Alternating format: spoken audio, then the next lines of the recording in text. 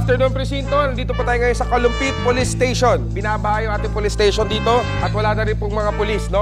Kasi nandun daw sa may tulay at nag-a-assist sa ating mga tao. Hanggang saan yung tubig dito sa ating presinto, sir? Dampas tao po.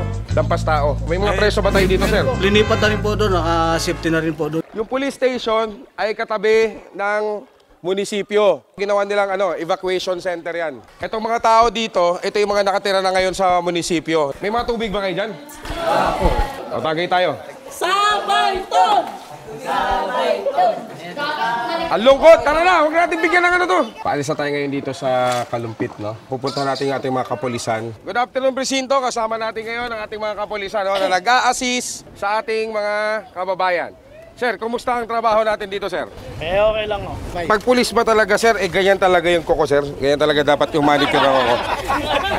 Andito tayo ngayon sa Community Present Action Center 1 ng Kalumpit, Bulacan. Sir, magandang hapon, sir. Paano tayo napunta dito? Tinransfer po natin yung mga preso natin dito dahil sa inaabot na po ng tubig baha yung loob ng presinto namin.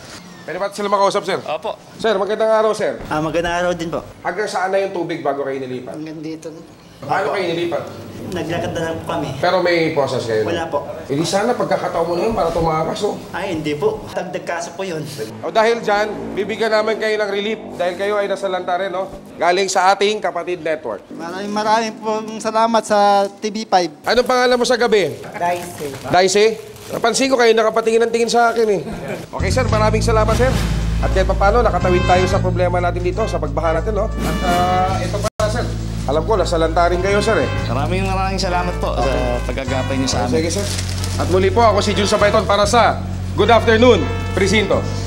Nakita nyo naman, agad tuhod na ng bata, no? Pero nakabangka kami.